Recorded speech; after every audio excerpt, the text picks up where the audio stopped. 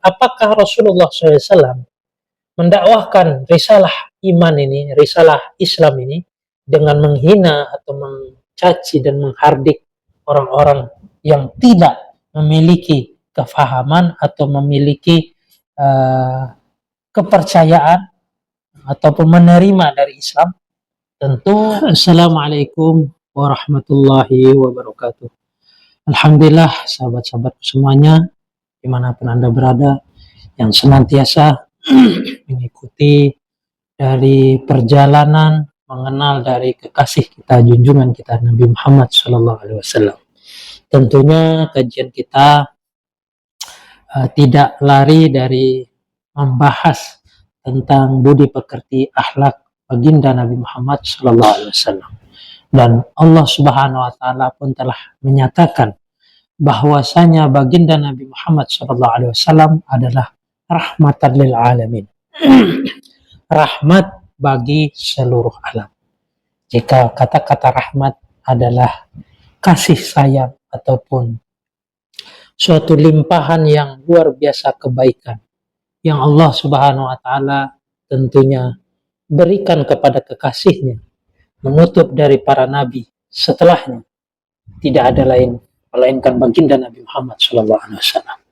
Alhamdulillah kita sudah memasuki kurang lebih mengenal di dalam Sirah Nabawi.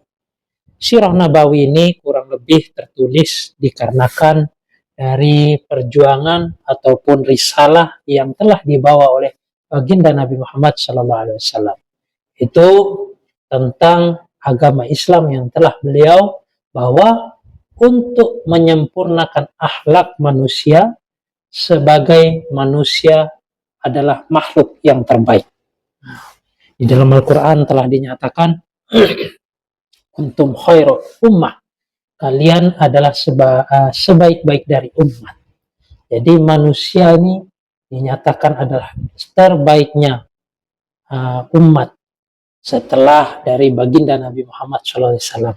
Setelah dari perjalanan umat yang manusia yang hidup setelah baginda Nabi Muhammad SAW adalah umat yang terbaik. Tentunya di situ ada penjelasan yang penjabaran yang lebih panjang. Namun kita di sini membahas bahwasanya Rasulullah SAW di dalam membawa risalahnya atau membawa dari dakwahnya tidak ada lain melainkan Rasulullah SAW mengikuti ataupun melakukan suatu perintahnya sesuai yang telah diperintahkan oleh Allah Subhanahu wa taala. Sebagaimana sebelumnya kita mengingat sebelum diutusnya baginda Nabi Muhammad SAW menjadi seorang nabi, itu pun telah tampak dari kepribadian Rasulullah SAW di dalam kejujurannya, di dalam amanahnya, sehingga banyak di kalangan orang-orang Quraisy telah tahu bagaimana dari kepribadian Rasulullah SAW sedari kecil, sehingga mereka tidak memungkiri dari akhlak maupun budi pekertinya Rasulullah SAW. Namun berjalannya waktu ketika Rasulullah SAW telah diberikan oleh Allah Subhanahu wa taala amanah yaitu agama, maka mereka mulai bukan meragukan dari Nabi Muhammad. Mereka tetap meyakini dari Nabi Muhammad. Hanya mereka memiliki sifat di dalam hatinya tidak menerima apa yang dibawa oleh Rasulullah SAW. Apakah Rasulullah SAW di dalam menyampaikan dakwahnya dengan kekerasan ataupun dengan kekasaran? Tentu di sini kita telah melewati berbagai masa-masa kenabian Rasulullah SAW. Sebagaimana kenabian Rasulullah SAW, bahwasanya pertama kali Rasulullah SAW menerima wahyu, yaitu kurang lebih di Gua Hiro setelah pernikahannya kepada Khadijah, Sayyidina Khadijah radhiyallahu anha, ibunda kita Sayyidina Khadijah radhiyallahu anha. Pada saat itu Sayyidina Khadijah radhiyallahu anha, beliau telah memberikan suatu amanah perdagangan yang tentunya pada saat itu beliau mendengar orang-orang pada mengatakan atau menyebut bahwa Nabi Muhammad SAW sangat baik, sangat terampil dan jujur, amanah di dalam membawa atau memperjualkan barang yang diamanahkan kepadanya. Sehingga Khadijah pun mengamanahkan kepada Rasulullah dengan imbalan yang tentunya lebih banyak. Ketika itu Rasulullah SAW masih semasa belum diutus menjadi nabi. Karena Rasulullah berumur kurang lebih 25 atau 24 tahun pada saat itu. Yang tentunya pada 25 tahun Rasulullah SAW telah menikahi Khadijah. Tentunya di dalam perjalanan Rasulullah SAW membawa dari perdagangan Khadijah, pada saat itu Khadijah merasa diuntungkan atau banyak sekali kebaikan-kebaikan yang dia dapatkan di dalam perdagangan bersama baginda Nabi Muhammad SAW. Dengan hal itu ada seorang teman dari Khadijah telah memperkenalkan Rasulullah SAW lebih dekat, sehingga merujuk kepada hubungan yang lebih erat, yaitu pernikahan. Sehingga dengan itu Khadijah pada saat itu adalah seorang wanita yang kaya raya, bangsawan terhormat tentunya pada saat itu. Lalu Rasulullah SAW pun meminta persetujuan dari keluarga-keluarga beliau untuk memberikan restunya menikahi Khadijah. Dan Khadijah pun berdemikian, sehingga terjadilah pernikahan bersama Khadijah yang kurang lebih maharnya 40 kambing yang Rasulullah berikan dan beberapa dinar. Saya lupa atas dinarnya. Kurang lebih 200 dinar kalau nggak salah. Dengan hal itu terjadilah pernikahan antara Rasulullah SAW bersama ibunda kita Khadijah radhiyallahu anha. Dan di sini bisa kita petik bahwasanya begitu mulia dan begitu indahnya akhlak Rasulullah SAW. Di sini pun sudah bisa kita ambil pelajaran bagaimana keindahan akhlak Rasulullah. Rasulullah tidak sedikit pun menyatakan keburukan dan lainnya. Namun Rasulullah SAW menikahi dari Khadijah radhiyallahu anha, yang tentunya tidak ada dari istri-istri beliau yang memiliki anak melainkan dari Khadijah radhiyallahu anha. Perjalanan waktu, singkat ceritanya, Rasulullah SAW karena beliau memang sudah memiliki kepribadian yang luar biasa baiknya, dan beliau betul-betul memikirkan dari kerisauan terhadap kaumnya, sehingga beliau ini sering menyendiri ke gua Hira, di situ melakukan ibadah, dan Khadijah pun mengirim dari makanan-makanan selama beliau berada di sana, dan banyak orang-orang miskin berkunjung ke sana untuk menemui Rasulullah SAW dan seterusnya. Sehingga berjalannya waktu, Allah Subhanahu wa Ta'ala telah menurunkan wahyu melalui malaikat Jibril yang kurang lebih awal dari ayat tersebut, Iqra, bacalah. Di situ Rasulullah menyatakan, saya tidak bisa membaca karena ummi. Rasulullah adalah ummi dan tidak bisa membaca, dan beliau membawa Al-Quran. Tentu kalau tidak ummi pun mungkin lebih banyak yang menyatakan tidak benarnya. Dan di sini Rasulullah dalam keadaan ummi diperintahkan Iqra, sehingga Rasulullah SAW saat itu pulang kepada Khadijah dalam keadaan menggigil. Dan banyak lagi tentang wahyu yang diterima oleh Rasulullah SAW, berbagai mana bentuk wahyu.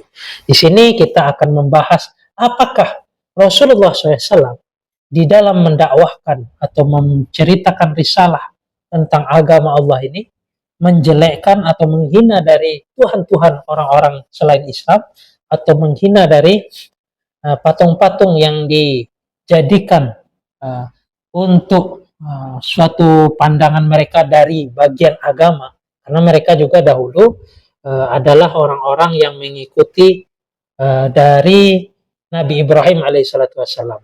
Sebagaimana di video-video saya sebelumnya juga menjelaskan, mereka adalah dari Nabi Ismail yang dibawa oleh Nabi Ibrahim, namun perkembangan hari demi hari mereka bertukar jualan, dagang, tukar budaya dan lainnya, sehingga tanpa mereka sadari pun mereka telah tertukar budaya dengan budaya yang tidak pernah dibawa oleh Nabi Ibrahim alaihissalam, yang tentunya mereka menganggap ini adalah dari bagian apa yang dilakukan oleh kakek nenek moyang mereka. Di sini kita akan membahas bagaimana Rasulullah SAW, apakah Rasulullah menghina ataupun mencaci maki, menghina kakek nenek moyang mereka.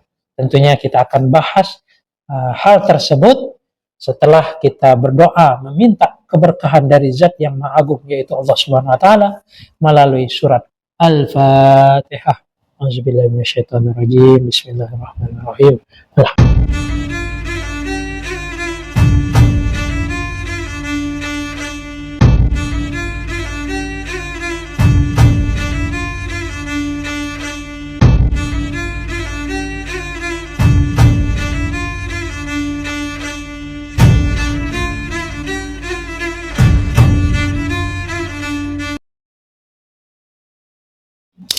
Alhamdulillah, sahabat-sahabat semuanya dimanapun Anda berada, saat ini kita akan membahas tentang apakah Rasulullah SAW mendakwahkan risalah iman ini, risalah Islam ini, dengan menghina atau mencaci dan menghardik orang-orang yang tidak memiliki kefahaman atau memiliki kepercayaan ataupun menerima dari Islam.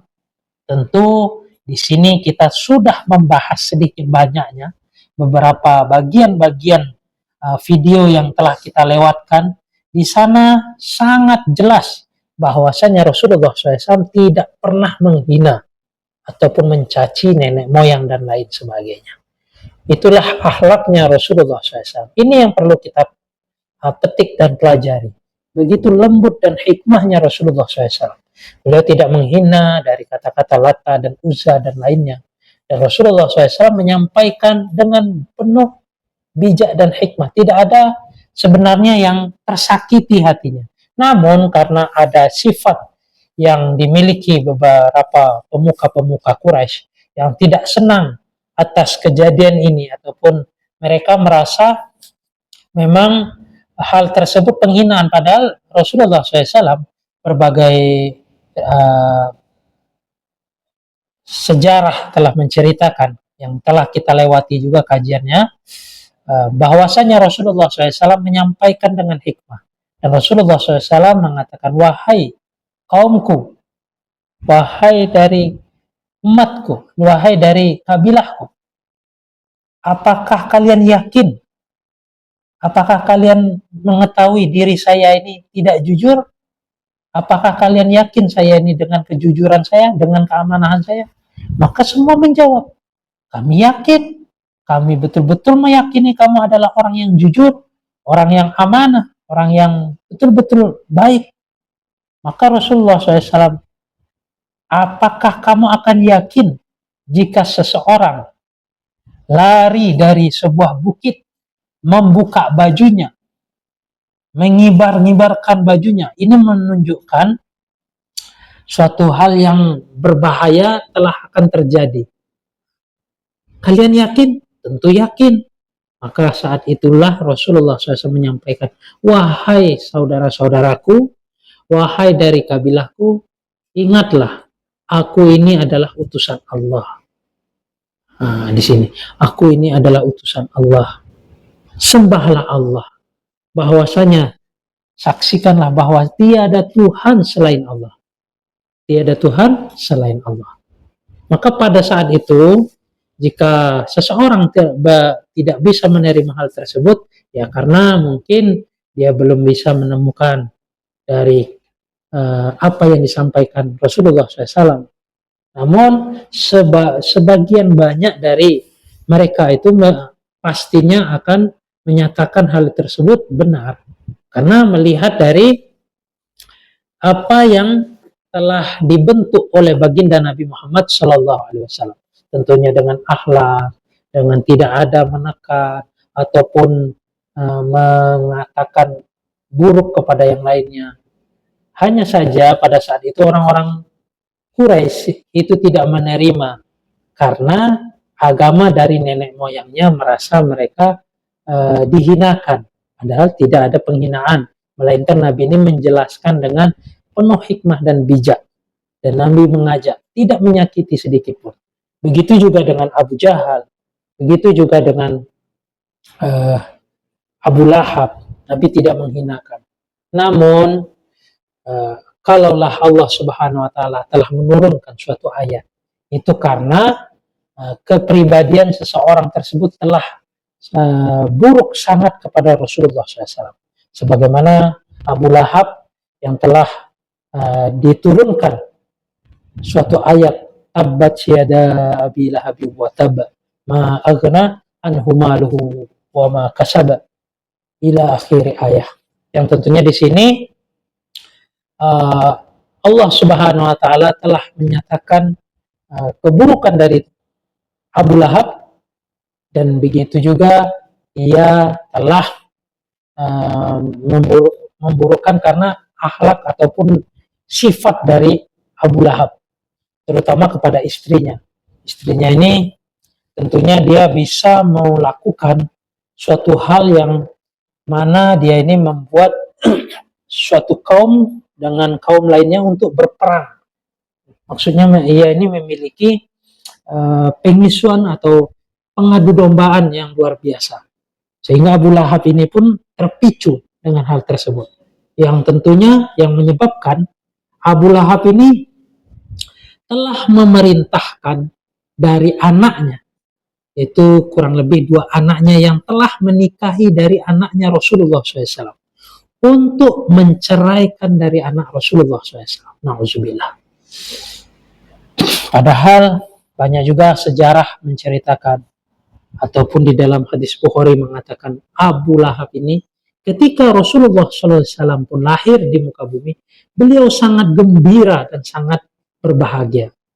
Namun sebaliknya ketika Rasulullah SAW menyatakan bahwa ia seorang utusan yang membawa agama yang hak, maka berbalik, beliau sangat membenci.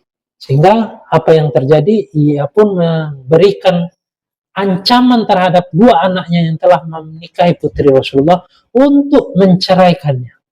Sehingga apa yang terjadi, di dalam cerita-cerita kita sebelumnya telah mengatakan bahwasanya di dalam tulisan sejarah tersebut bahwa anaknya Abu Lahab pun telah menceraikan dari 2 anak Rasulullah SAW.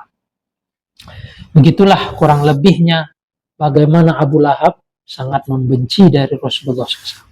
Dan pada bab-bab kenabian tentang kenabian tahun ke-5 kenabiannya Rasulullah SAW telah memuncak kekhawatiran Abu Talib. Al-Muttalib telah memuncak karena ia banyak sekali menerima ancaman-ancaman tentunya dari kepala-kepala Quraisy yang ingin membunuh dari baginda Nabi Muhammad SAW. Pada saat itu pun ia telah mengumpulkan orang-orang dari Bani Qasim atau Al-Muttalib, Abdul Muttalib maupun Abi Manaf, untuk bagaimana dia melindungi dari keponakannya ini. Sehingga apa yang terjadi, mereka pun menyanggupi ataupun mereka menyetujui, baik mereka yang telah memeluk Islam. Tentunya jika memeluk Islam, dia lebih ingin atau melindungi dari baginda Nabi Muhammad SAW. Bahkan orang yang belum memeluk Islam ataupun non-muslim pada saat itu pun, ia menyetujui juga untuk melindungi dari keponakannya, yaitu Nabi Muhammad SAW. Kecuali pada saat itu adalah Abu Lahab yang memisah dari mereka yang bergabung kepada Abu Jahal. Wallahu alam. Di sini bisa kita petik, tidak ada Rasulullah SAW berdakwah dengan kasar ataupun dengan kekerasan. Dan dakwah yang pertama Rasulullah SAW lakukan yaitu kepada orang-orang terdekatnya. Ketika beliau menerima dari ayat pertama yang diturunkan kepada beliau, beliau mengajak kepada orang-orang terdekatnya yang memang di dalam dirinya ingin suatu kebaikan-kebaikan yang begitu banyak. terutama kepada Sayyidina Abu Bakar radhiyallahu anhu. Dan ketika Abu Bakar disampaikan tentang iman, tentang Islam, maka dia langsung tanpa keraguan mengatakan asyhadu an la ilaha illallah wa asyhadu anna Muhammadar Rasulullah SAW. Dan pada saat itu pun ia banyak mengorbankan dari kekayaan dan hartanya. Karena Sayyidina Abu Bakar adalah seorang saudagar ataupun seorang yang memiliki power juga di masa Quraisy, sehingga dia banyak membeli para budak-budak yang telah banyak mendapatkan tekanan-tekanan karena keislamannya. Padahal pada saat itu mereka tidak ada perlawanan ataupun penentangan. Dan pada saat itu juga telah syahidnya seorang wanita sahabiah, yaitu Sumayyah kurang lebih, yang pada saat itu ditikam kemaluannya oleh Abu Jahal laknatullah alaih. Na'udzubillah. Na'udzubillah. Subhanallah. Begitulah yang kurang lebihnya dari kisah bagaimana Rasulullah SAW mengemban atau membawa dari Islam. Dan Rasulullah SAW melihat dari tekanan tersebut pun bagaimana dia tidak menunjukkan dari keislamannya. Wallahu a'lam. Dari hal ini bisa kita petik bahwa Nabi begitu hikmah dan bijak, dan akhlaknya, budi pekertinya begitu baik. Dan Nabi Muhammad SAW pun meminta kepada Allah atas kecintaan Allah terhadap dua orang ini, antara Umar bin Khattab maupun Abu Jahal, namun ternyata yang dipilih oleh Allah adalah Sayyidina Umar. Pada saat itu pun Islam tetap berdakwah dengan hikmah, dengan kelembutan, tidak menghinakan dari saudaranya tersebut. Jika kita melihat dari sejarah, mereka tidak ada menghina dari apa yang mereka yakini. Namun mereka mengajak dari hal ini dengan kelembutan, dengan kebijakan, kebijaksanaan, dengan kasih sayang. Itulah Islam sebagaimana yang disebut oleh Allah Subhanahu wa taala kepada baginda Nabi Muhammad SAW, yaitu rahmatan lil alamin. Alhamdulillah sahabat-sahabatku semuanya, mungkin di kajian kita hari ini saya hanya membahas tentang kajian yang telah kita lewati.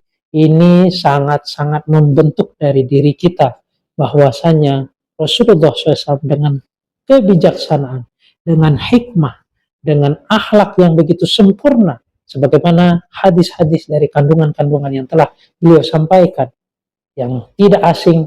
Rasulullah SAW mengatakan, aku diutus tidak ada lain melainkan menyempurnakan akhlak. Dari sini kita bisa mengetahui bahwasanya kita sebagai umatnya, umat Rasulullah SAW, setidaknya sedikit banyaknya berusaha penuh mengikuti dari jejak Rasulullah SAW dengan kebijaksanaan, dengan kedermawanan, dengan kebaikan-kebaikan yang berada kepada beliau. Walaupun di masa yang penuh fitnah, kita perlu berhati-hati dengan godaan fitnah yang merajalela, tapi kita terus mengutamakan sebagai rahmatan lil alamin, sebagaimana baginda Nabi Muhammad sallallahu alaihi wasallam. Kurang lebihnya saya mohon maaf jika ada kekurangan dari penjelasan saya. Silahkan kalian dengarkan video-video sebelumnya, mungkin kalian lebih mendapatkan suatu motivasi yang lebih baik tentang baginda Nabi Muhammad SAW di dalam kepribadian. Dan jika kalian mendengarkan dari video saya ini, jangan lupa kalian dukung dengan like dan share sebanyak-banyaknya. Jika ingin mendapatkan notifikasi, silahkan tekan subscribe. Wabillahi taufiq wal hidayah. Assalamualaikum warahmatullahi wabarakatuh.